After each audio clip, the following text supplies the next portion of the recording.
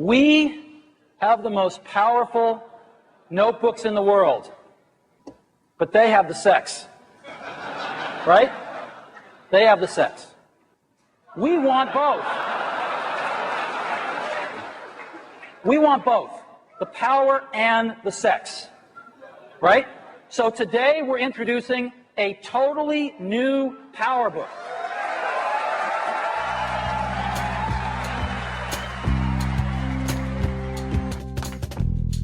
Hi, welcome back to Memory Protection. It's an Apple News podcast set 20 years ago. Today, we're looking back to January 2001. I'm Josh McGrath. As always, I'm joined by my co-host, Matt Smith. Hey, Josh. Happy New Year. Happy New Year to you, Matthew. Thanks. I was thinking, new year, new you, that we'd give ourselves some podcast nicknames. Okay. I got one for you. I'm going to run it by you. All right. Lob it at me. You got that deep voice. I was thinking your nickname could be The Power. Oh, no. I think that's man. Okay. I mean, this sounds pretty good, right? Yeah. No, it's The Power. Yeah. Yeah, it's got P's, lots of plosives, you know.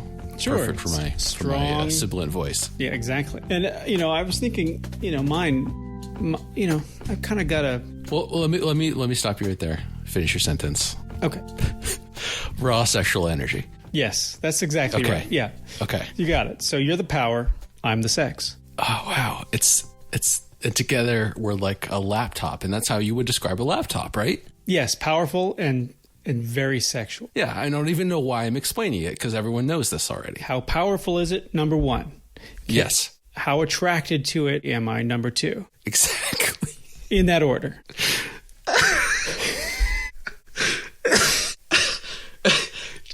I told you this intro was going to be good.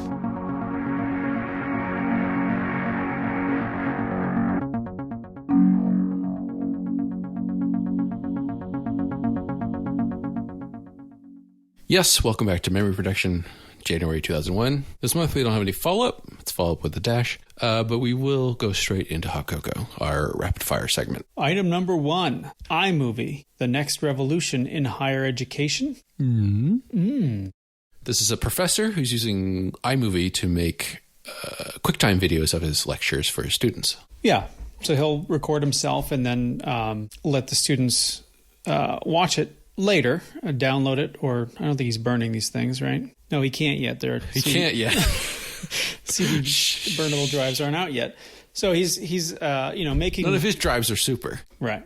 He's making the videos available for his students to download or watch later. And I think this is a pretty good use of iMovie. Also pretty simple, like a simplistic take on it, but I think a somewhat powerful one. Well, and a very empathetic one. He talks about how, it gives people... It makes it so that students don't have to spend so much time frantically writing notes, and it gives more time to ESL learners to go back and review things and go at their own pace. Right. Yeah, absolutely. Smart guy. No wonder this whole digital learning thing might go somewhere someday. We might need that one year. Imagine streaming these videos. Ooh, and that's all you do for class. Yeah. Next, another ATI-like PR blunder. This time perpetrated by TriPath Technology, a company that is including an audio amplifier chip in Apple's new PowerMac G4 towers that will get announced as part of the Macworld San Francisco keynote. They let the beans spill a little bit early, similar to the way ATI kind of pre-announced Apple's products before they did last year. And on that note, NVIDIA's getting the green light, maybe at ATI's expense. Yeah, this is back to our Chip History 3. This is sort of one of the... this is the first time we see NVIDIA on the Mac. This is it. The GeForce 2 MX card. It's the first NVIDIA card announced with Mac support. It'll fit inside one of those new Mac G4s that get talked about today. But this is the beginning of that relationship. Apple coming in hot with a couple of instant rebates, $200 instant rebates on the iMac DV and the iMac DV SE. Computers they announced, 6 months ago? Looks like they're trying to move them out. They'll also give you a cheap printer, too, if you want one of those. Mac Observer asks, How low can they go? I mean, below $1,000 is what everybody always wants. And seldom get. Yeah. And our final item, on January 13th, 2001, Trogdor the Burninator was born. Consummate vis. I said consummate vis. Burning up everything. What does he do? What does he sing? Burninating the countryside. Burninating all the presents. Yep. Burninating all the people. And the thatch roof cottages. That's right. Rent-free in my brain, as the kids say. Did you ever buy any Trogdor or Strong Bad merchandise when you were a kid? Somehow have no... Well, okay, so... I was about to say somehow, but of course I did not have any disposable income when I was a big Homestar fan. Yeah. Although I am now a Homestar fan yet renewed, so I should no longer be nude and buy some merch. I'm trying to I'm trying to parse what you just said, and it's not making any sense. That's going to do it for Hot Cocoa. Moving on to the big topic. Macworld 2001, San Francisco. Steve Jobs keynoting January 9th, 2001. If there's only one thing you take away from this show, what should it be, Matt? That the PC's not dead. It's not dead. It's evolving. It's evolving. Exclamation point. Dun, dun, dun, dun, dun, dun, dun, dun, dun. I'm not understanding the reference you're putting down PC here. evolved into digital hub. That's right.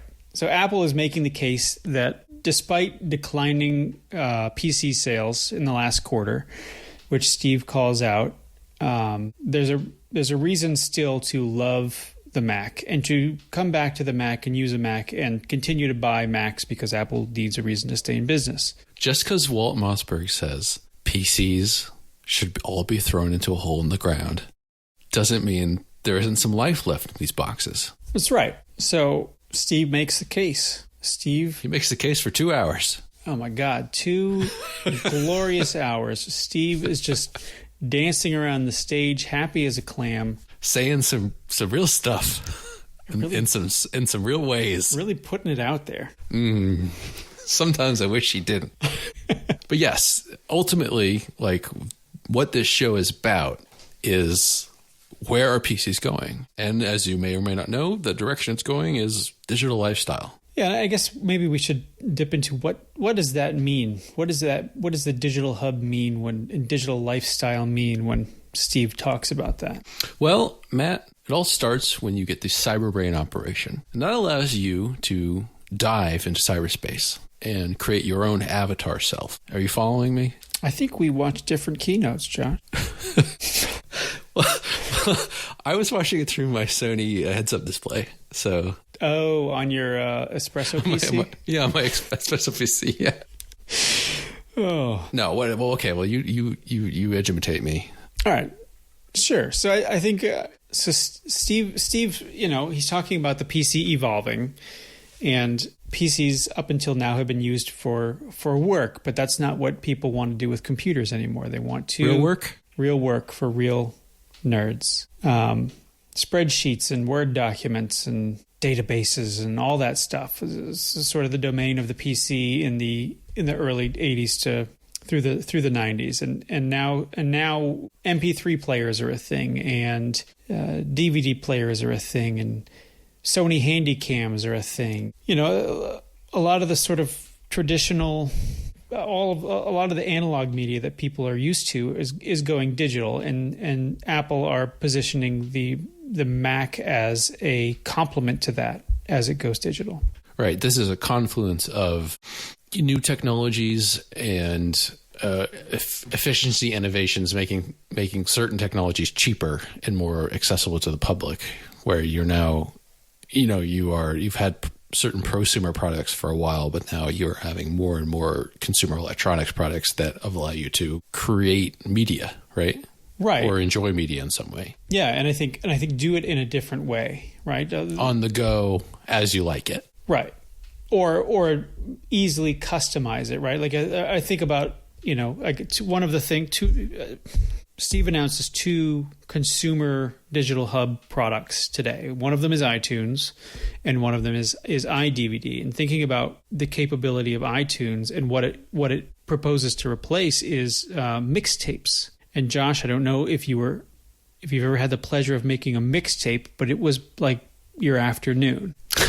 I've never made a mixtape, although recently I realized that someone gave me a mixtape when I was in high school, and nice. I'd understand what that meant at the time. Yeah. So, I mean, that mixtape was the product of probably several hours of work. It was a lot of Monty Python and Tom Blair. Huh.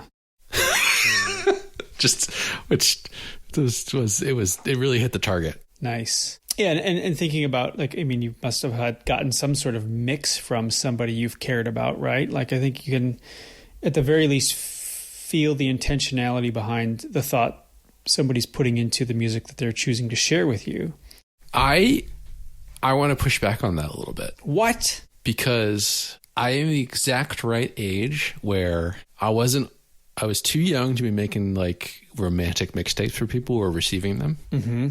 But I was the right age where when I was starting to get interested in music, you could just rip music into iTunes. Mm-hmm. You could just buy music from the iTunes store. Yeah. I'm exactly that age. So there wasn't so much consternation about that. Like I said, I did receive, at least 1 or 2 like mixed CDs. Yeah. I'll say. Yeah. And maybe it was just my friend group and my life path, but I didn't get so much of that. But I think that was because like it happened so quickly that it was already the point where like music was so easy to access and organize that it was more about like, hey, do you want these 10 albums? I can just give them to you. Okay. And that's more what my relationship with music and my friends was like, where it's like, hey, I will just give you this enormous folder of music. Yeah. And to this day, that's still like my iTunes library is just a sort of undifferentiated, eclectic mess of music that people have given me throughout the years. Yeah. And I think I'm approaching it from a little bit of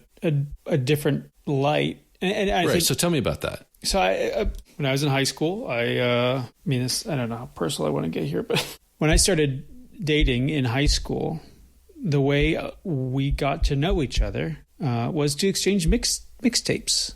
And I dated a few different people, and that was it, right? That was the sort of like the currency, right? You could say a lot with a mixtape. And I think that's not specific to my upbringing. Like, mixtapes have been around for as long as recordable cassettes have been around for people. But I think that was sort of the language, right?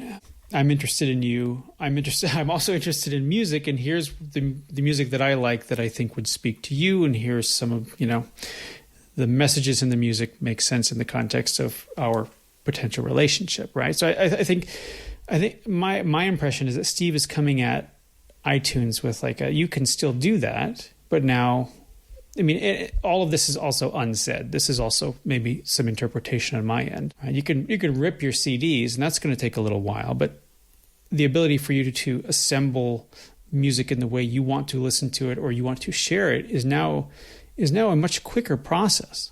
Right. And this is the, like you're saying, the greater point of the digital lifestyle, of the digital hub, of we have all these things that we all already do in some capacity. We take photos, we listen to music, we watch movies, but we do those things on discrete devices that are they're stationary. They're in the living room. They take film. They're in the car radio, or they're a tape player or whatever.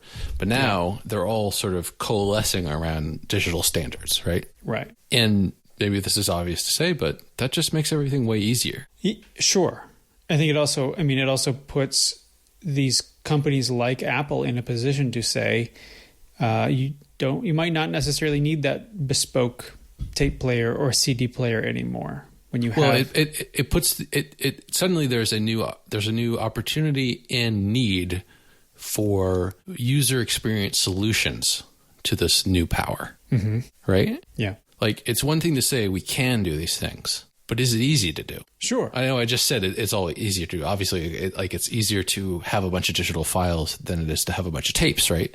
But how you organize those files, how you search them, how you perhaps put them into a playlist for a loved one. Right. That is a user experience problem that was not being well served at this point. Yeah, and I think from what I understand, it was a little haphazard, right? Everybody had their own sort of mechanism for doing it, and if Steve is to be believed, other companies were charging you for better access to doing what a tape player could do for you already, right? Like, you want a higher bit rate and better quality for your audio, then you need to pay to play for that. And I think what is interesting about this digital hub strategy is that it is ostensibly very low cost to free to get into, as long as you have a Mac. Right. They don't. Yeah. But we're kind of getting ahead of ourselves here, because Steve eases us into this idea, right? Yeah, I think he sort of. Well, I think some of this is at least the first half an hour of the keynote is OS 10. So OS 10 review, right? Right, and this is if you've listened. Yeah, if you listened to us before, it's all that old stuff plus a few interesting tidbits, which we should go over. Yeah. So the beta came out in September, and they've been collecting feedback from beta testers, beta users, they're not testers. Some of which was quite long. Yeah. Steve gripes about the length of the beta suggestion feedback, and they've made some changes. One couple changes nobody asked for is they put in a couple of screensavers. That's cool. That's how he starts. Yeah. So there were Steve outlined some key concerns that people had during the beta. He talks about some positive things, but we don't care about that, right? Key criticisms, some of which we brought up in our own review of the beta.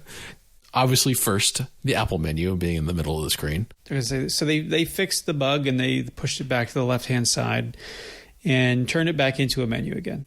But the menu's a little bit different this time. Steve takes this opportunity to sort of draw a line in the sand around the Finder. Mm-hmm. Yeah. He takes this opportunity to say, in classic Mac, if we can call it that, everything you do, usually your first step, right, is to go for the Finder. And in fact, he says, quote, right now, when people think of macOS, they think of the Finder, don't they?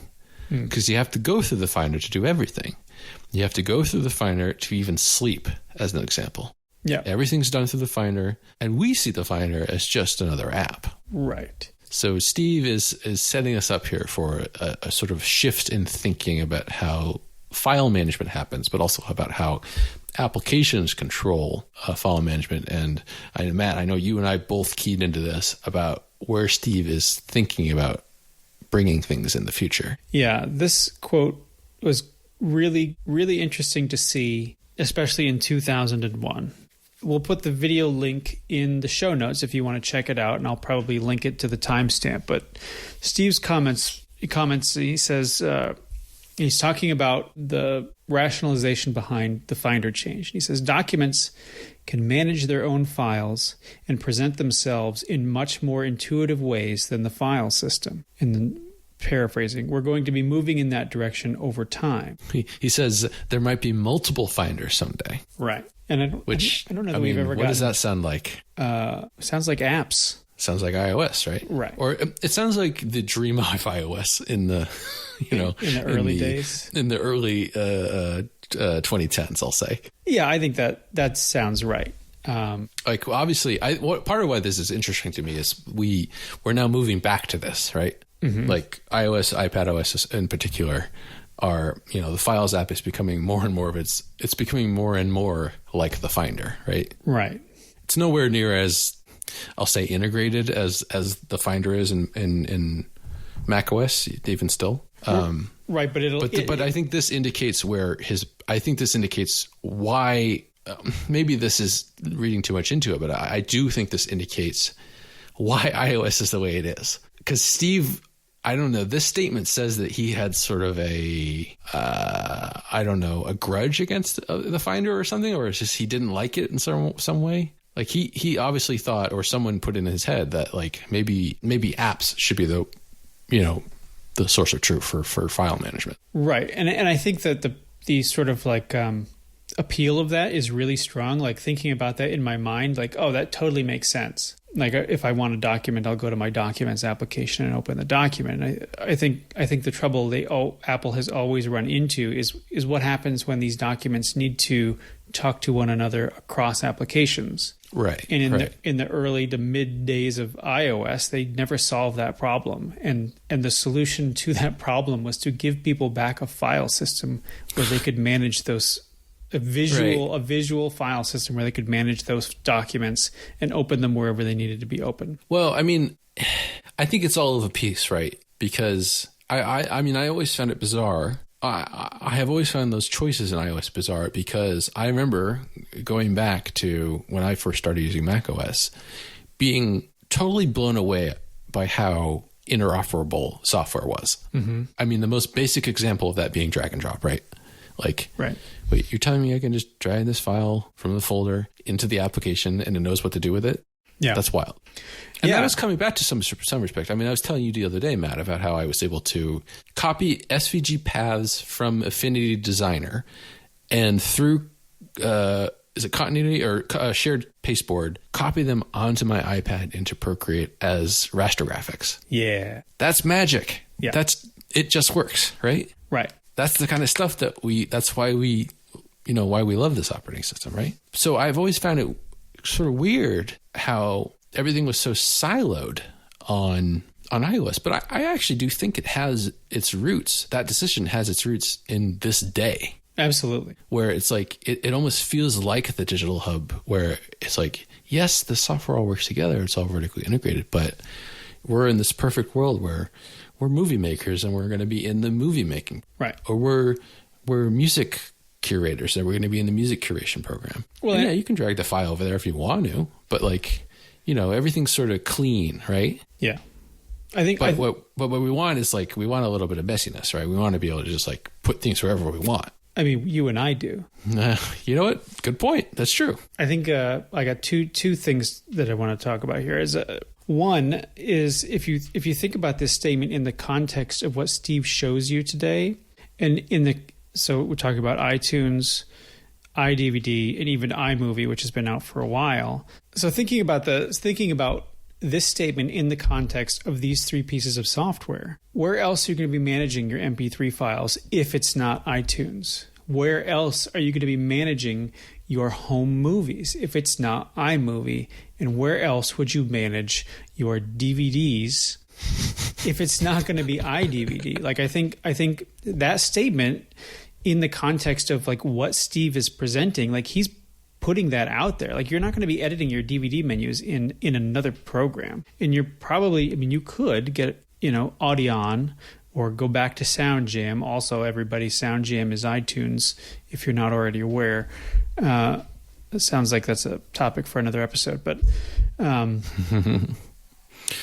you're right. It is totally different context because it's like there really aren't that many contexts in which you're going to be working on a movie versus if you're doing text editing, and you're in 2020, you have 10 billion options, and wouldn't it be nice if you could just sort of put it wherever you wanted, right?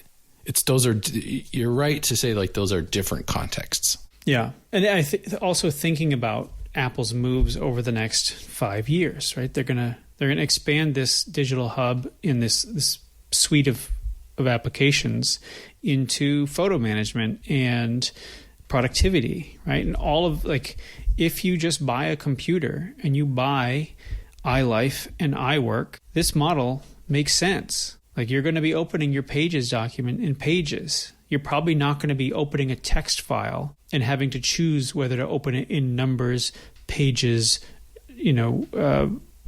Notepad, whatever the hell it's called. Rich text, whatever. What's the name of the notepad on iOS 10? Text edit? Text edit, sure. I never use it. So yeah, like you're not going to be presented with these choices. Apple is, and that's not to say that Apple's doing anything unique here, but I think combined with the sort of interface and conceptual changes to the Finder, I think that's generally what we're seeing and where they want to go. Right. I'm just laughing because I'm like trying to like go backwards in the conversation and remember why we got here. And I was like, oh, right. The Apple menu is in the left now. Oh, well, let's move on from the Apple menu. No, but I'm saying like, there's a reason Steve starts with that, right? Yeah. Because it has implications. Right. Sure. And I mean, it's not just... It uses that opportunity to talk about the implications that it has, right? Right. Because it's not just moving the Apple menu back to where it was. They changed the entire purpose for the Apple menu and the Finder. Right. And, people are complaining about the Apple menu. People are complaining about the clock and the menu bar, disks and trash, and the control strip being gone, and Finder toolbar. And he, in his way, addresses all these things. Yeah. So they made a new font panel. I don't know why people were really bent out of shape about this, but they were apparently bent out of shape enough for Steve to talk about it at Macworld San Francisco for 5 minutes. So many parts of these old keynotes, I just stop and sometimes I even message Matt and I'm like, can you imagine this being a segment in a keynote today? Yeah. What was it? Your comment to me was imagine watching a segment. Imagine sitting through a CD burning demo. Yeah. And cheering. Right. Yeah. No. We'll get to that. So the font panel, I guess, is met with applause. I don't remember. It was pretty unimportant. And then Steve goes on to talk about toolbars. People hated the toolbars. They were too big, apparently. Now they're smaller and you can customize them. So this is like the right click a toolbar and customize it. This is where this comes from. Mm-hmm. So before you just had the choices you had, and now you can drag and drop your toolbar configuration the way you want it. Steve brings back, or Apple are bringing back, the OS 9 behavior for window opening if you collapse the toolbar. So if you have the toolbar open, opening folders will just keep you in the same window, and you can use the toolbar to navigate back and forth. If you collapse the toolbar, they behave like OS 9 and spawn a new window every time you open a folder. So if you like that, they give it back to you. I didn't get a chance to test this in any way, but I am so curious to see how long this lasted, because this is bizarre to me. I think it probably lasted as long as the toolbar was collapsible, because it's not anymore. You don't have any choice about it. It's so unintuitive, though. Like, to say, like, if there's no toolbar, then the window's open. I know. Like, today, we just, like, and maybe this was true then, but, like, you just, hold down, what is it, Command? And click on a directory. Like, I think it might by default open in a new tab instead of a window. But I think that came from opening a new window, right? Right. Which seems like such a simpler solution. And you can configure that too, to open in a new window rather than tabs too. Than this weird like statefulness, Mm-hmm. Well, anyway. if you like that spatial finder. Yeah. Steve is kind of passive aggressive about it too. What does he say? I don't remember. If you like clutter. Yeah. He says something like that. But I think you can do it like this. Despite Steve's sort of dig, I think it is a sign that Apple have listened to their constituency and sort of made some changes. Like, obviously some people aren't ready to kind of go on the bold new window journey with them. So I imagine a lot of their feedback was around that. That's why they brought it back. Steve also coins a new word. Configurizable. Yeah, configurizable. I don't know how long that one lasted. Yeah, I like it. And Steve does finally give us a release date for OS 10. Yes, March 24th, 2001. And you know what? They do. That is when it was released. Yep. So they do make it. Steve makes the proclamation that there's going to be a trickle of apps now and an avalanche of apps starting in the summer, followed by some laggards in the fall. Yeah, he says. And they're going to start preloading OS 10 on all new Macs as the default OS in July. Speaking of new Macs, yeah, of course there are some product releases today. It is Macworld after all. Yeah. So it's been a while since we've heard about the PowerMac G4. Why was that? You remember? Is it because of the AIM Alliance can't get it together? Yep. That's exactly right. And they sort of still can't. Yeah. We'll talk about that. So Steve comes up on stage and says, hey, we know our computers have been really slow and we're sorry, but we're changing all that today. Sort of. Yeah, right. But you know what? It doesn't matter because we got power to burn. Baby. Power to burn. And he doesn't tell you what this means until later, and we won't either. Steve is really keen today on slogans that he doesn't explain until later. Right. Yeah, amazing features is pretty universal. Power to burn is pretty enigmatic. So the new Power Macs get a spec bump, and everything's really exciting. You get processors up to 733 megahertz. Woo! Starting at 466, you get CDRW drives, rewritable drives as a standard feature on all of these things. Yeah. Faster AGP ports. Oh my God. That NVIDIA GeForce MX2 in two of the models. And 5 slots. If you count them right. If you count them right. If you count them like we count them. If you count them like we count them. There's 5. Which is how everyone counts them, trust me. Yeah. And they're OS 10 ready. Everything sounds really good, right? Yeah, it sounds great. I want to buy one. Well, remember last year when they couldn't make the computers faster, so they put 2 processors in them? 2 is better than 1, right? Yeah.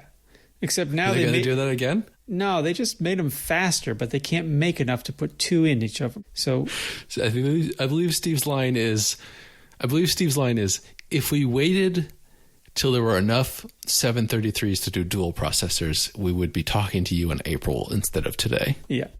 Which is good spin. Yeah. You know? And so you can see that Apple has been eager to bump these Power Macs. And they're also, a little tongue in cheek. They're kind of giving you the reasons why. But so they've sort of, right. You've got faster processors, but only one of the models has a dual processor, and that's the 533 megahertz. Now Steve puts up the prices for these, and he says that the top of the line is going to be $34.99, and he gets the most tepid applause you've ever heard. Yeah, that's pretty expensive. It's not quite crickets, but it's close. Yeah. But then he says, "Now wait a minute, what's this SuperDrive thing?" Do you know what the SuperDrive was? I do. I did a little research on the SuperDrive beyond what Steve tells us. Mm-hmm. Now, what he goes on to introduce is something that was, if Steve is to be believed, pretty revolutionary idea, which is not just a drive that reads and writes CDs, and not just a drive that reads DVDs and writes DVDs, but a drive that reads and writes CDs and reads and writes DVDs all at the same time. And that doesn't cost $6,000 or whatever. Right. So yes, this is a CD DVD burner combo. And I think this is sort of the first we're seeing of a combination device. You could buy a DVD burner, you could buy a CD burner, but this is the first time. I don't know if this is the first time ever, but this is the first time Apple is putting one of these things in their machine. Well, regardless, it turned that tepid applause into a roaring encore. Like, people were going crazy over this thing. Yeah. In the keynote, in the stream. In the stream, the QuickTime stream. Exactly. We were watching the QuickTime stream with everyone, with the other 10,000 people. That's exactly. Now, the SuperDrive, stop me if you already know this, Matt, but the SuperDrive was already a term of art for Apple. That's exactly right. Yeah. There was a SuperDrive in the 80s that was a floppy disk reader. Yeah. Right? And it also did a bunch of crap. It did a bunch of all stuff, and I just don't care. Unbelievable. But it was in a bunch of Macs in the 90s, but it sort of, it was always a floppy drive until it came back for this computer as the CDRW, DVD-RW drive, right? Right. Yeah, and I think the sort of analogy, the SuperDrive analogy, makes sense, right? The old SuperDrive, old floppy drives could write 800 kilobytes, and the SuperDrive allows you to write 1.44 megabytes, which became the sort of final floppy disk, 3.5-inch disk standard. Right. And I like that idea. This is a media reader that just does it all, right? Yeah. Yeah, and this sort of multi-purpose output device. The SuperDrive ended up being kind of a standard across the line after this, right? Yeah, I mean, with varying degrees. It basically showed up in every Mac after this, or more or less, until the MacBook Air, I think. Well, I think not as a hard and fast rule. You could still buy lower spec iMacs and iBooks with just CD drives or just CD burners. Right. But something called a SuperDrive was available in Macs basically until 2012, around there. Like the 2012 MacBook Pro anyway, I think was the last Mac that came stock with a SuperDrive in it. Sure. Or something called a SuperDrive. Yeah. Now, of course, you can still buy something called a SuperDrive today. Yeah. If you go into the Apple Store app or website or whatever, there's something called the SuperDrive. It's just their external CD DVD reader, right? Yep. Yeah, it's just a little gray box. Do you know they've never, ever made a Blu-ray reader? Well, then they'd have to pay Sony some royalties for that. As John Syracuse says, money solves everything. I don't know. I feel like the name SuperDrive, it doesn't really live up to that if it doesn't do read, write, Blu-ray. I mean, I guess. I don't think like read, write, like, okay, so read Blu-ray, fine. Write Blu-ray. Do you have a Blu-ray writer? Have you ever written a Blu-ray disc to be like, I think the Blu-rays. No, Matt, and I never will, but I'm just saying the SuperDrive has certain standards it should live up to. It's super. Well, it's bonafide. Maybe they'll start calling it iCloud SuperDrive because that's where your disc is now. That's where your Blu-rays are going. That's where my Blu-ray. iCloud. I'm ripping them. Apple TV Plus. Bong. Also, it's USB-A only, which, come on. I mean, it's just there because people like me have really old computers and might need a DVD drive every once in a while. It was actually super hard to find in the Apple Store app. Oh, you have to really dig for it now. Yeah. If you don't have a link, obviously. Yeah. Anyway, SuperDrive. That comes stock on the $34.99 configuration, and people went buck wild for that. Yeah. At least in the audience. I don't know if people actually bought it. Therein we understand now the phrase "power to burn." It burns CDs, DVDs, and as they say, Pentiums too. Oh, yeah, because they do another cool Photoshop demo, and it It's time for Bake Off. That x86. Yes, it's time for a Power Phil Schiller to come out and make a movie poster in Photoshop. Time for Power Phil Schiller to come out and push a button that will make a movie poster in Photoshop. And this year it's Emperor's New Groove. Your favorite movie? I love that movie. It's a good. I haven't never been able to get through it because I don't know, because it always looked like garbage. Well, maybe you were looking at it on a Pentium 3. Well, David Spade was in it too. Yeah, he's the main character. Got to get past. He is the main character, but John Goodman's is the supporting character. So I like him. He's fun. Yeah, it's a good movie. Yes, so we end that demo only to go to another demo, and as I referenced before, this is a CD burning demo, and this demo goes much the way of iTools and Quake Arena. I mean, I think it's better received than that. Steve gets some premature applause because he misrepresents the capabilities, or the audience misunderstands how CD burning works as a concept in general. But Steve's or the metaphor that Apple have come up with for burning CDs is your CD just appears as a drive on the desktop, and you just drag folders to it, and people go crazy, I think, because they think that dragging the files onto the folder is actually burning the CD. But that's not what happens. Steve soaks in the applause and then drags the folder to the trash to burn it. In order to burn a disk in Mac OS, you drag it to the trash, which I mean, to be fair, yes, because you are, as we know, that's how you eject a disk, right? You drag it to the trash. So what you're doing, Matt, is you're ejecting the data onto the disk. Yeah, for sure. That's how that works. Mm-hmm. Whenever I take a disk out of my computer, I immediately throw it in the trash. Listen, I think that's more a commentary on your mixology skills. So we got a couple of smaller announcements, couple of quick ones. Apple is also introducing a pair of Pro speakers. These are the little transparent orbs, 2.1 speakers, and they're fine. They make noise from your computer. What I will say about these speakers is that they don't use a standard headphone jack. They use like a proprietary plug, so you can only use them on Apple computers, which is garbage.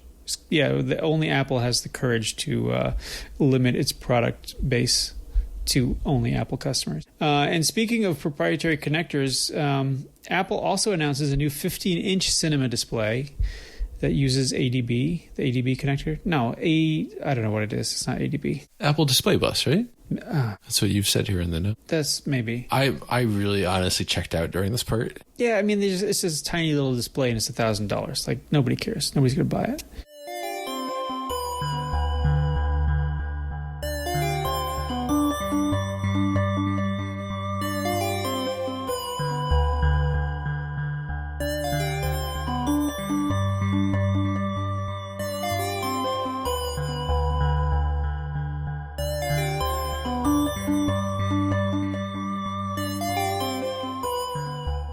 So here's now that we've gotten through all of our hardware announcements, never to hear from hardware again in this keynote.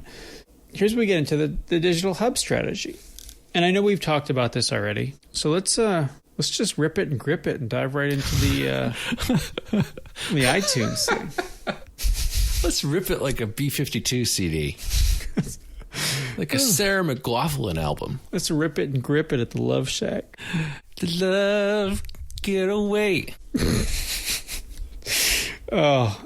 It's just about 20. Bring along some jukebox money. Your what? You don't know what a jukebox is? Your what? Money? Tin roof. Oh my God. Rusted. None of this is making it. No, it's all gold. Steve, as we've talked about before, we're entering in the digital lifestyle age, if Steve is to be believed. And his premise is that there's all these new devices. You got cell phones, MP3 players, digital cameras, PDAs I forgot about, video cameras and DVD players. And you got all these sort of disparate devices. So what does that mean? Like, how do you manage all this stuff? And Steve proposes that the Mac can become the digital hub for all of these things. Right. And here's a statement which I'll be honest, I don't know how much has been said up to this point, but we certainly hear it a lot in the next 2 decades. It's an idea from Steve where he says, like, basically only Apple is positioned to do this right. Right. Because we have the combination of hardware, operating system, applications, focus on the internet, and the marketing, which I think actually is a salient point to make. Yeah, I agree. That not only do we have all these things, but we control these things to some degree, and we vertically integrate them, right? Mm-hmm. And that makes it so that we are so that Apple is uniquely positioned to provide solutions to this digital lifestyle problem. Right. So what the first solution to your digital lifestyle problems is that you have a bunch of CDs, and you're going to have a darn CD player to listen to it. Or maybe I have one of 1,000 high quality MP3 players available to me, right? Sure. Not so much. No. So Steve brings out a couple slides, and he's showing off all of these jacked up user interfaces that all these other companies are producing, and telling you all about how these cut rate MP3 players are short on features and end up costing you money. And what is Steve's solution to this? iTunes. iTunes. That's right. Brush metal's back. In a big way. In a big way. So the one thing I will say, the premise of iTunes is pretty simple. You put a CD in your drive, you press import, now you have digital music. Done. And now since you just bought a $3,500 Mac, you can burn this music back out to CD. So you can your Mac just became an expensive tape deck. I think what's interesting is that the core experience of iTunes really hasn't changed a lot. There has been a lot bolted onto it, but the idea of bringing music in and managing music in a library, pretty much the same. Right. And, I'm sort of thinking about Steve's statement about the Finder now, again. Thinking about, like, when you're dealing with a organizational problem, right? Mm-hmm. Which is what we have with music. You could just use the Finder, right?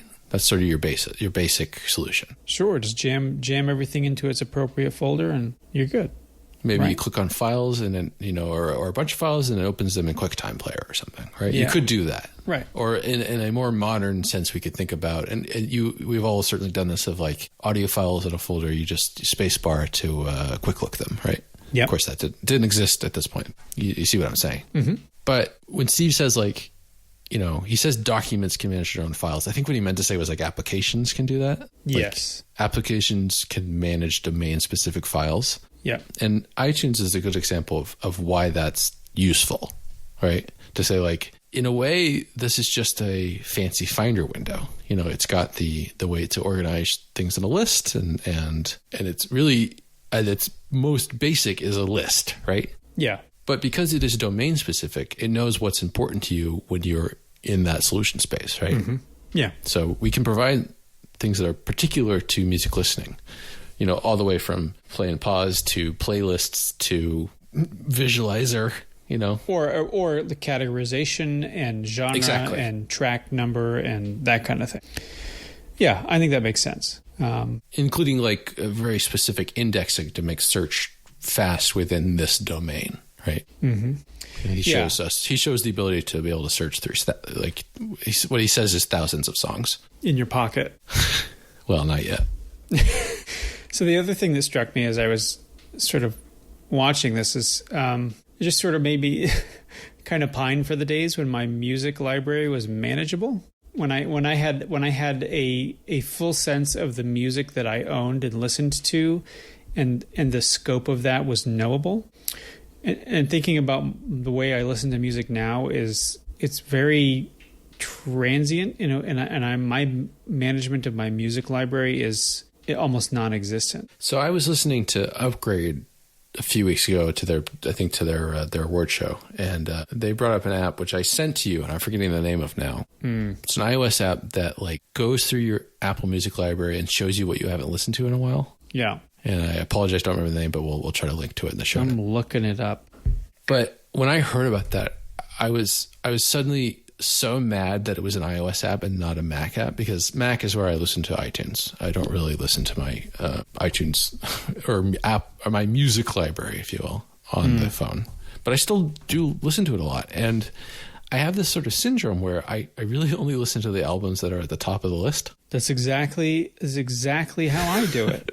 Where it's like last 6 months, 2020, 2019, 2018 maybe. Yeah. And it sort of drops off from there, right? Yep. And I just sort of get into this rut, right? Whereas like, I know you don't like Spotify, but what Spotify is really good at is saying like, hey, maybe you want to listen to this. And obviously what we're talking about is a problem that only people who have had iTunes libraries for 20 years have, right? That's true.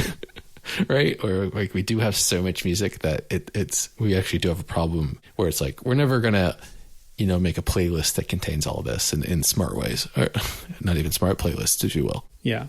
So I do sort of wish that there was like a more like iTunes would go in with like a butter churn and kind of like get all that stuff up from the bottom. Yeah. In a smart way.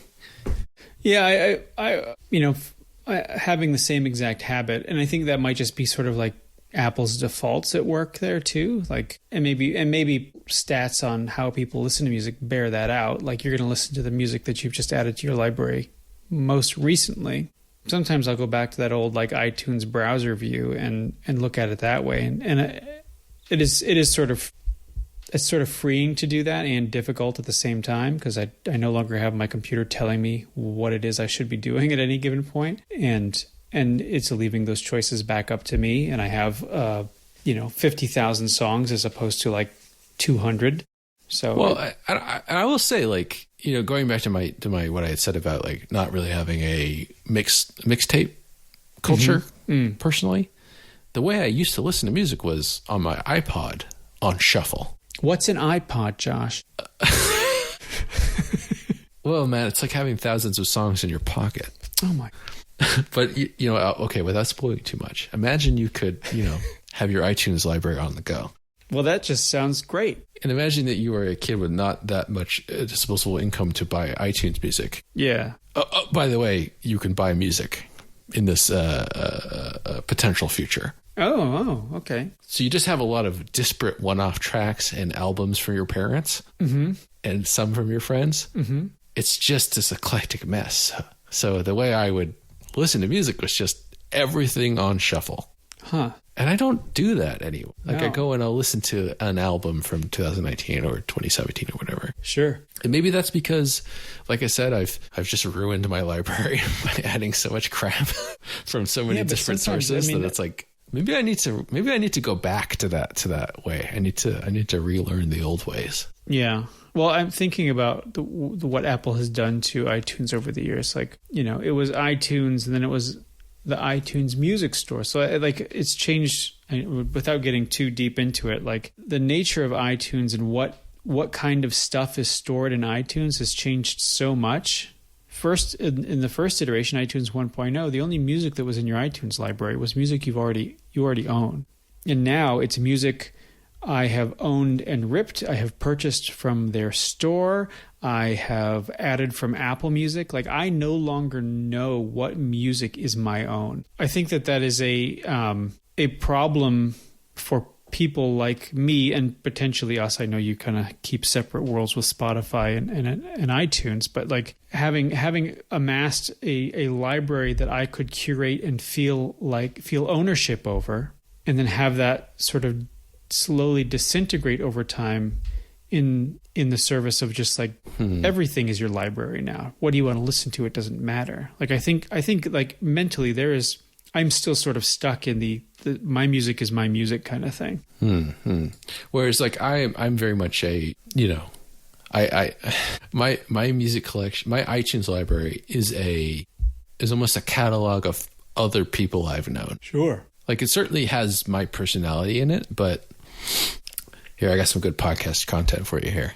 Personal anecdote that's about one listener to this podcast. Do they listen to this podcast? They do. They do.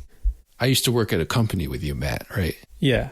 And we won't say, but, and we each worked with another person who is now a listener to this podcast. Yeah. And when that person left that company, I inherited their computer. Right. And I signed into iTunes, which I believe it was still called at that point. Right. With my Apple ID. Yeah. Assuming that because as a loyal iTunes Match subscriber, he would just bring in my music, right? Which it did. What I did not expect is that this person's music still lived on that computer. And like, I don't know, like some sort of like Dune subplot, like was absorbed into my library. Yeah. And now I have all their music too. Nice. And have had for years. Now I get to listen to the Big Lebowski soundtrack and De La Salle, which is good. I'm not complaining. Yeah. And let's see what else. Just lots of stuff that isn't my, and this has been, that was not a very deliberate experience, but I've had more deliberate experiences where I include other people's music in my library. And so it is just this eclectic mess. What are we talking about? We're talking about iTunes. I think what your anecdote illustrates is sort of the beauty of iTunes 1.0 or those early iTunes days where you could take everything you owned, as long as it was on a CD, and make it digital and redistribute it. And obviously that has some like legal implications for if you're going to maliciously distribute it. But I think things like what happened to you can be sort of interesting experiments. Like, would you have listened to De La Soul if you had not inherited Joe's library? I mean, the answer is yes, because I send you stuff. Because it's very good. Yeah. And also you send me them anyway. But, but I think there's like, and I think what I have listened to tracks off the Space Jam soundtrack. That's a good question. I'm looking at some of these. They're cracking me up.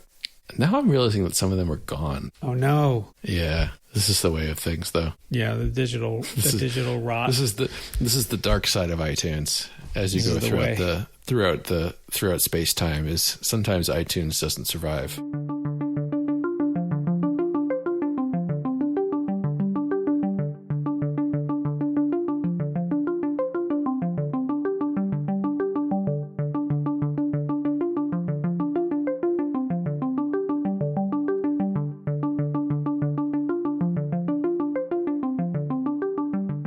Like, people seem excited by iTunes, and Steve sort of ends the segment with two bangers. Not only is it available today, but it is free. Which is pretty wild considering the strategy up to this point, right? I think yes, because iMovie was a paid download. iDVD, which we're going to talk about next, is also paid for. But as we've talked about before, when Apple wants you to use its software or buy its hardware, it will give something to you for free. And that's why it's free today, because in 10 months, they're going to release the iPod and they're going to want you to buy it. Now, knowing what iTunes' place in history is, you person from our future time, you might say, well, this is obviously the most important part of this keynote to Steve, right? Yes, but no, you'd be wrong because you're a stupid baby. No, iTunes is not Stephen Jobs' dream. Stephen P. Jobs. Stephen P. Jobs. No, Steve has a different dream, apparently. Yeah, I think Steve's dream, I think this makes sense, right? Like, he did found Pixar with the intent to make movies. Yes, it does make sense in context, but it's just so funny in the greater context of history, right? Yeah. That he would present this next product by saying, this is the culmination of something I've personally dreamed about for years. Yeah, I mean, I think I get it. You kind of feel Steve's passion, but I mean, what are we talking about? What could we be talking about? We're talking about iDVD, an application which does not exist anymore. No. So, I mean, it hasn't really existed for quite some time. iDVD is really a companion to iMovie, right? iMovie, you got your camera, you're going to make a movie. You'll use iMovie to edit said movie, and then what do you do with it? Well, what if you want to send that movie to grandma and grandpa? Well, if you're a professor with a T1 connection, you can just put it on the university server and have people download it. Yeah, exactly. But say yes, you want to get that video over to grandma, and you just bought a $3,500 PowerMac G4. Wouldn't it be great if you could burn a DVD? Yeah, I mean, of course, there are solutions for authoring DVDs, right? Yeah. At this point. Right. But they're pretty expensive. And they require expensive hardware. Right. But you could do it in software. But that would be really slow. It would take, according to Steve, somewhere about 25 times the length of the DVD to encode. Unless you got one of those fancy new G4s and using their velocity. On three. One, 2, 3. Velocity engine. Terrible. So you've got a fancy new G4 with the velocity engine. Apple's the geniuses down at the Apple Labs at the Genius Bar. The Genius Bar have figured out a way to decrease render times by about 92%. Down from 25x to 2x. Down to 2x. So you only have to wait twice as long as your movie takes to watch. Which, again, applause line. I mean, sure. Sounds funny to us, but it was for those people.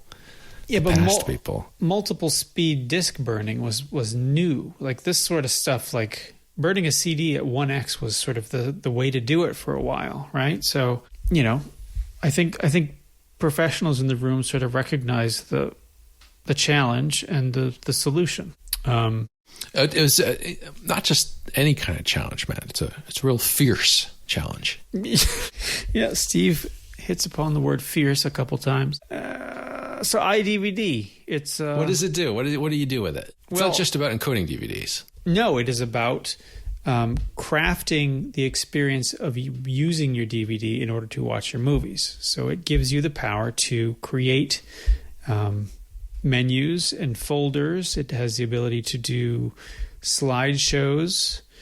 And I don't remember iDVD that well because I only used it in grad school to just throw some stuff up there and burn DVDs real quick. But you have actually used it. I've never used it. Oh yeah. It's it's as simple to use as iMovie. Like it is really easy. It is as easy as Steve demos it. And so he does bring us through a demo. He shows you how you set up a menu and set up a theme for that menu, and thumbnails for chapter markers and whatnot. Mm-hmm. Yeah, and it's all pretty simple. It's drag your stuff on, drag and drop, and then you can scrub through the video to select a thumbnail. Creating folders is easy. If you want to do a slideshow, create a folder and drag some images into it. It's really simple. They've got themes that can change the way the menus look and work. And he goes on to sort of craft a DVD with a bunch of stuff in it, which seems pretty disparate. Like it doesn't make a whole lot of sense. But then he does something kind of neat, which I don't know if you enjoyed this part, Josh, but so he's making this DVD and it appears for all intents and purposes like a pretty haphazard thing. And then he does this cool magic trick where he says, well, it's going to take twice as long to burn this thing. So I prepared a DVD from last night with everything on it, and let me show it to you. So they roll the DVD player out on stage. That was pretty fun. So he puts the DVD that he burnt in yesterday, and it is exactly the same as the demo he just set up, which totally makes sense that he would do it, but kind of like the iMovie. Let me show you I'm going to show you how to edit the movie, and then I'm going to make a movie, and then show you how to import it. And that kind of thing. It's like Julia Child saying, like, here's how you prepare the turkey, but I've, obviously this takes hours, so I've already done it, and here's how it should turn out, right? Yeah. I just thought it was a nice, like, good stage presence, showmanship, like. Right. Look at this off the cuff thing I'm doing, and it's so scripted that the DVD that he puts in the player is exactly the same as the thing he just made on stage live. Which I see what you're saying. Like it seems haphazard. Yes, exactly. Like he's made it seem like we know we're watching a demo, and we know he's got certain points he wants to hit, and he's looking at his little crib sheet there, but like what he's really doing is recreating the thing we're about to watch that he's already made. So I just thought that was kind of a fun way to do it. I think a lot about what a master he was, and just how we've really lost that. Yeah, I know. Since everything is so. I think this year everything has been so slick and produced. I think some of that magic is gone. The magic of like a really tight demo. Yes, but we did get lots of cool transitions into elevators, into the drainage system, the dark underbelly. The room made of Pro Display XDRs. Yes, so Steve wraps up the demo. He talks about how there's a pro version of iDVD called DVD Studio Pro, which will just run you a cool 1K. That's also known as a Web Objects and a half.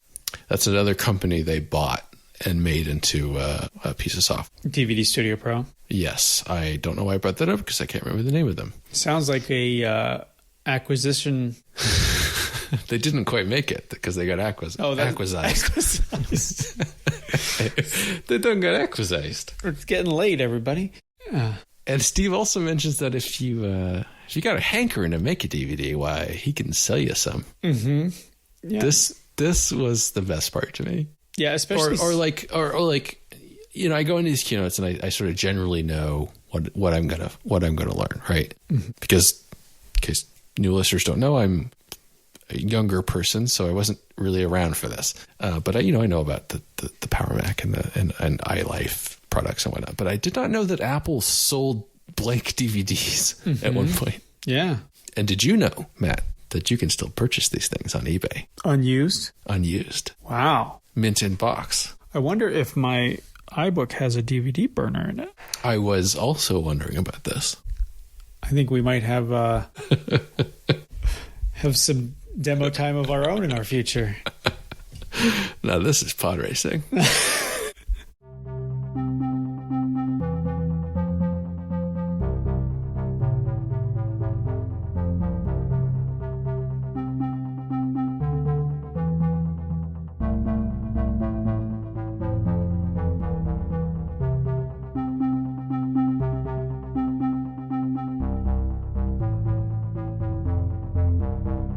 So, what conclusion do we come to about PCs after all this? Well, Steve's conclusion is that the PC isn't dying, it's evolving. And that's a fancy way of saying we need to sell some Power Macs. Now, get out there, you scamps. Go to your favorite channel provider. Yeah, that's right. And he hints at some more digital lifestyle apps on the horizon, which we know to be GarageBand, iPhoto, iCal. That's one of them. Remember iCal? Sync to your PDA? Do you remember iWeb? Yep. Nope. I mean, yes, I don't think I've ever used iWeb. I made a college portfolio. Josh, imagine when we get to that point in the podcast where we get to do iWeb. I might actually still have that somewhere. We're going to have to get a hold of it somehow. I might, in 10 years, if we're still doing this and no one else has stolen the idea,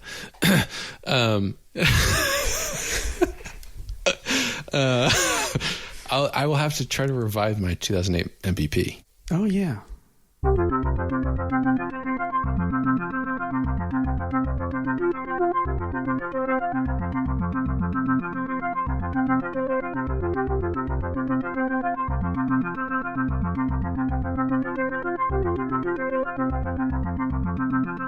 Well, I mean, based on our conversation, kind of sounds like we're at the end of the podcast here, Josh. Well, there is one more thing. No!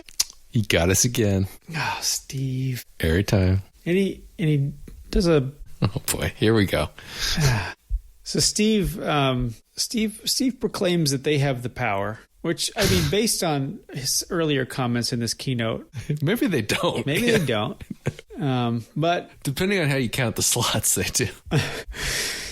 So this Apple has the power, but they have the sex. We have the power. They have the sex. And I think that's what he says. We're not editorializing here. Yeah, Steve Jobs went out on stage, said, we have the power, but they have the sex. And then he put up a slide with the words power plus sex in chalkboard font. That was. I mean, it was. I was pretty taken aback. I wasn't expecting this approach, but here we are. So stupid, sexy Steve. The they that Steve is referring to is Sony and their Vio line of laptops. I think Steve is looking at what Sony is doing for industrial design with some envy. Now, I really don't have the context for this, but to me, and just picking up where what Steve is saying, it feels like there is a category of like sort of svelte, very hypermobile laptops that are a very low battery life, but which look good and feel good to use, right? Yeah, and those were the Vios. I think that Sony made a really conscious effort to make these computers look really nice. They might not have been the fastest or the longest lasting. So I think, also like looking at what else is out there, like Apple's own PowerBooks. They were functional, but they were like business class looking thing. It's like a curvy IPM ThinkPad, and other laptops out there, pretty utilitarian. So I think... Yeah, and if you go beyond the PowerBook, goofy even, kiddish. Sure.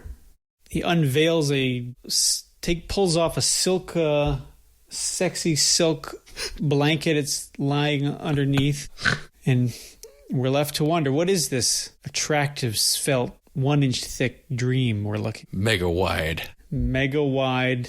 So he's unveiling a new PowerBook. It's a PowerBook G4. They're super psyched to bring the G4 to the laptop line. This is a 500 megahertz G4, by the way. Yeah, at the top of the line.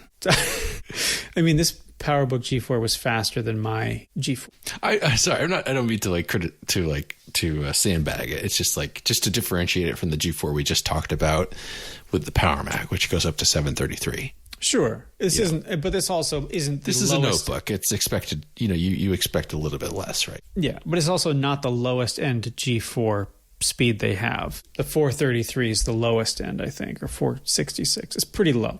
I mean, it doesn't go as high as the G3, but whatever. It's got a 15.2-inch screen. Wide screen. This is the first widescreen laptop they've introduced ever. It's got a DVD player. Yeah. It's got 5-hour battery life. Stamina for a fifth of a day. From San Francisco to New York. Yeah, this laptop can last as long as Sting. Why would you do this to me? As Steve fervently points out, it is only 1 inch thick or 1 inch thin, as he says later. Yep. This is I don't know if this is the provenance of thin and light, but it sort of feels like it. I think so. I don't know what the thickness quote unquote of thin and light. Yeah, the PowerBook G3s were, but they're certainly over 1 inch thick. But certainly the phrase thin and light comes up a lot. Yeah. Well, it's 5.3 pounds, which seems pretty light. And why is it so? Because it's made of titanium, aircraft grade titanium. Stronger and lighter than aluminum. Aluminium. Yeah. And it's why don't they make them out of titanium anymore? I'll bet you it's pretty expensive. Why would that matter? Because profit margins need to be as high as possible. I mean, why make it out of titanium when you can make it out of aluminium? I mean, you could just charge $34.99 for it. Is that what they're charging today? That is the top of the line price. You can of course you get a lower spec one for $25.99. But if you want all the bells and whistles, you are paying over $3,000, just like the Power Mac. What a dream! Available in the channel by the end of January. That's right. And of course, they made a commercial and a video. And Steve shows us both. Our good friend Jeff is back to talk about John. Geez, you're just gonna want one.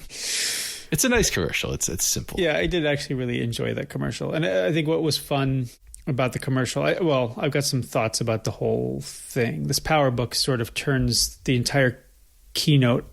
It turns kind of Apple on its ear, I think, a little bit in terms of pivoting to the future. And who better to talk about that than Johnny, who gets the headlining spot in a video that sort of reprises the G4 Cube video. Yeah, where you have some of the people who made it talking about it, and some industry luminaries talking about how excited they are to use this dang computer. Yeah, and really the only thing anybody has to say is that it was thin and is light. But Matt, it's a whole new way of looking at things. Yeah, thin and light. Thin and light. Titanium was the only choice. What do you think of this computer? Did you ever have one?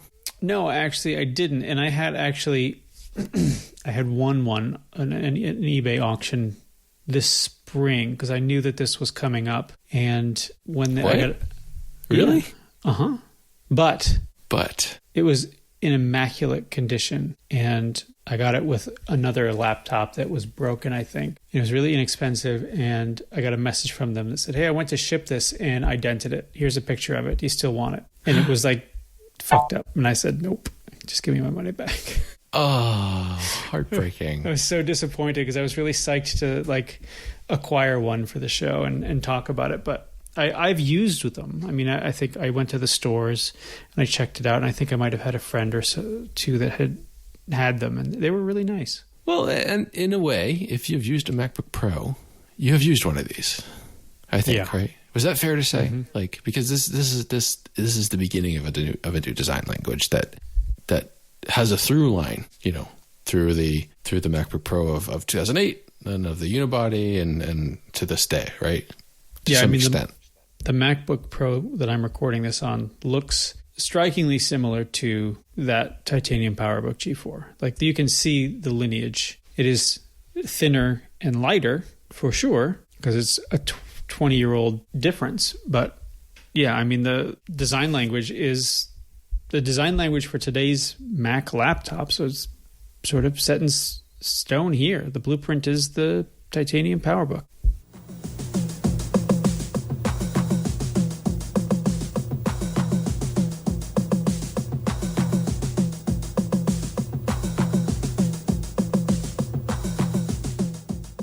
All right, well, that's Macworld 2001. You got any closing thoughts?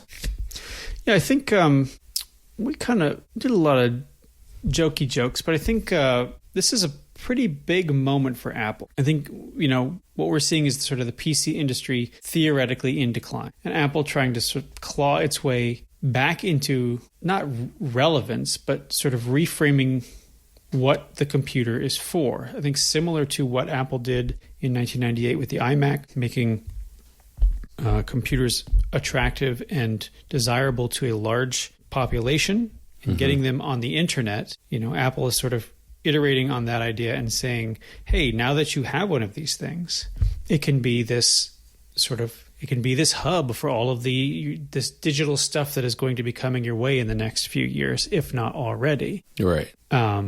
So I kind of see this as this is the next iMac moment, and I think we're going to see a few of these over the next couple years. Apple's going to have some pretty big hits, like the iPod is released this year. That's a huge product for them. So iTunes Music Store. Is that this year? It's not. I don't necessarily, but just saying, continuing, what you're saying, they're going to have hits. iTunes Music Store, a bunch of new iLife products. This is the beginning, and it's certainly not the end. There's much more of this digital hub stuff to come. Right.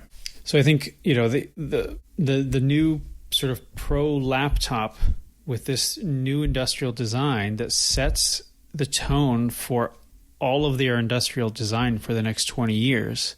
That's a pretty big deal, and it doesn't. And it may not feel like that as we look back on it, I think we can see it, but I don't know if people then knew how important that was going to be in the day. Well, I think to answer your question, we never know, do we? No. It's clear. Like you can put yourself in a mindset where you're listening to Steve Jobs talk about this digital hub thesis, I think, if you will. Mm-hmm. And it's up to you to take it or leave it because you're living in that moment. And in the same way that you can listen to Tim Cook talk about AR and about how important it's going to be and how much Apple cares about AR and say, like, I mean, maybe, right? Yeah, maybe it'll be a thing. I don't know. It's not really impactful in my life day to day at all right now. Right. But how much was, the digital hub if you didn't have a digital camera, which you probably didn't, or if you didn't have, let alone a DVD, a camcorder, and the time to make movies and a DVD, let alone if you even had a DVD player, right? Right. I didn't have one until the mid-aughts. Right. And so like it all sounds like marketing at the time, right? Like we can look back and say like, oh, like this is very visionary. Like, he's setting up this perfect path to the iPod and the iPhone and everything that comes from that, right? But if you're just living in that moment, it's just a way for them to sell you a computer, right? Mm-hmm. On a dream, right? And I'm not to say like that's a specious argument. Steve may and I think he did believe in that idea, right? But I think it is interesting to apply that same thinking to today and think about like when Apple comes to us and says, what if the people who brought you Ping also made your car?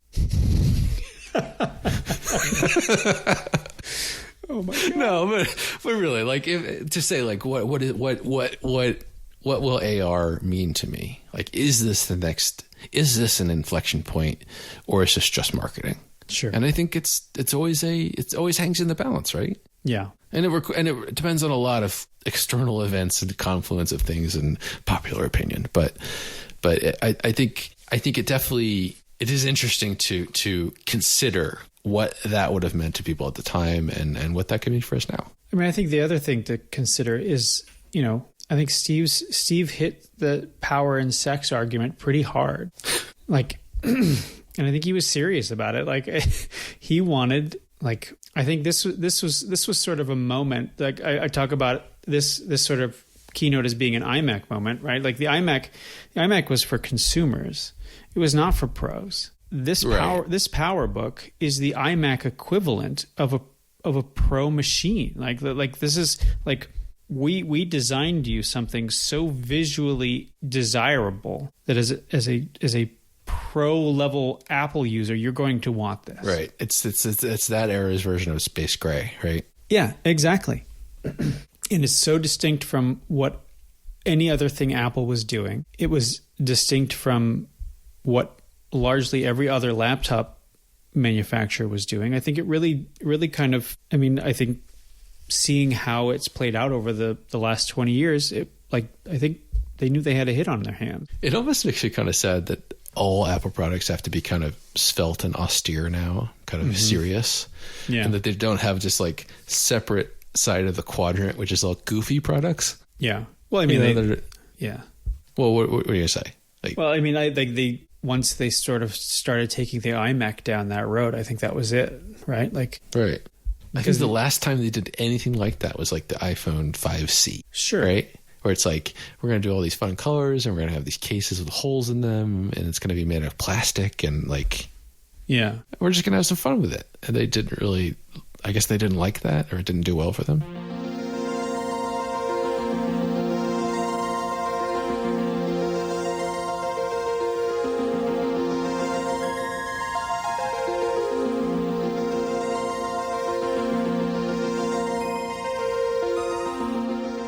Well, folks, that is going to do it for January 2001. That's the new way I say the year. January 2001. 2000.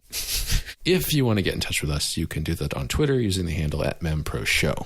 And I want to thank all the new followers this week. Hope you enjoyed the show. We'd love to have you. We love having you. Love to see it. At the Olive Garden, your family.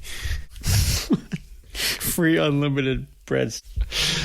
If you have a longer message, you can, of course, email us using the address memoryprotectionshow@gmail.com. If you'd like to see our wonderful website on the wonderful World Wide Web, you can use the World Wide Web address, memoryprotection.show. And if you like the show, give us a rating in iTunes or Apple Music or whatever the hell it's called now. As people on podcasts say all the time, it really helps. I mean, I don't know if that does. We don't know. We don't look. We don't have enough ratings to know. That's probably why it helps. Yeah.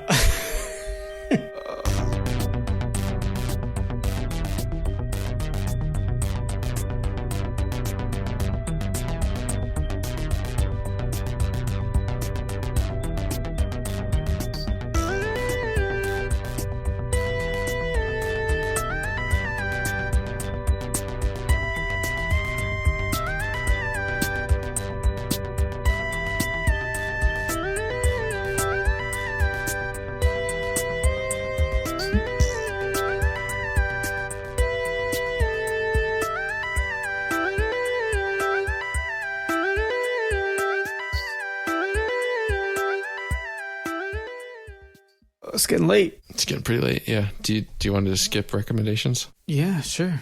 Is Tim going to be pissed? Matt, it's getting late, so give me your like one sentence pitch and rating of your recommendation for this month. All right, so we got one recommendation this month because Josh... I totally, A, forgot to do it. And B, when I tried, couldn't find anything. It's January, people. What do you want? Josh recommends Mario Tennis for the Game Boy Color. I do. It looks like a fun... It looks like a... Matt, what's your thing? My recommendation is Phantasy Star Online for, you guessed it, the Sega Dreamcast. This was a MMORPG, massively multiplayer online role-playing game. Well, I mean, not that massive. It was Dreamcast. Hey. Continue. Not cool. Minor multiplayer online role-playing game based in the Phantasy Star universe. So it was a sci-fi based RPG. I think what was fun about this is it was created by Sonic Team led by Yuji Naka, the creator of Sonic the Hedgehog. So if you ever like Sonic the Hedgehog, this was back when Sonic was good. This is Dreamcast Sonic, so this is sort of like first 3D Sonic, so you can kind of, there's some good Sonic in there. Sorry, this is back when 3D Sonic was passable. Sure. Keep going. So anyway, you used your Dreamcast. The Dreamcast came with a dial-up modem, 56K modem built into it, and you could connect to their servers and play this game, and I do not believe there was a charge for it. Really? Yeah, I think their servers were they just wanted to get people on board. So I guess that makes sense, yeah. You paid for the game, and then the service was essentially free. Because there really was, like, the game was, it was not like a traditional role-playing game. What was the mechanics like? Big hub world where you go talk to people and upgrade your crap, and then you could go do missions. And those missions were one of like 4 or 5 different types of mission you could do. So you'd kind of beam yourself down to the world, and they would vary in difficulty based on what level you were, but I think there were like 3 different areas of the planet you could go to, and you would sort of like, each area had different stages in it, and you would take your group down and see how far you could get. It was, I don't remember, I played a lot of it. Is it like action RPG or like turn-based? No, it's action RPG, but I think it's sort of like a World of Warcraft style. And by the name, am I led to believe that's sort of a mashup of science fiction and fantasy? Yes, it's fantasy and stars. And stars. Yeah. Wow. And it's local only? No, Josh. It's online. Oh, right. That's silly me. But I mean, this was my first foray into multiplayer online gaming, and I had a good time with it. Well, it's certainly an iconic game. I've never heard it, but I've certainly heard of it. What did I just say? You got it right. Yeah. It's certainly an iconic game. I've never played it, but I've certainly heard of it. It's a shame you can't play something like this anymore. Not true. Oh? Yeah, you can install some software onto your Raspberry Pi and get a USB modem. And there are some private servers that will redirect to your Dreamcast. Using a stock Dreamcast with a Raspberry Pi connected. Yep. Interesting. So that's really cool. You plug in you have to modify the modem a little bit. I think but you can buy kits online that will do all that for you. And then they'll sort of take your Wi-Fi connection or whatever it is and route it through the 56K modem and direct you to the right server. So yeah, you can still play Phantasy Star online on the original Dreamcast today, which is pretty neat. That's so cool. I think, are you going to try if you haven't already? I have not already because I don't have the right setup, but I would like to. I think it's worth a shot. I still have the music in my head. It's good. Oh, I do too. I can almost hear it right now. Wow. Ah.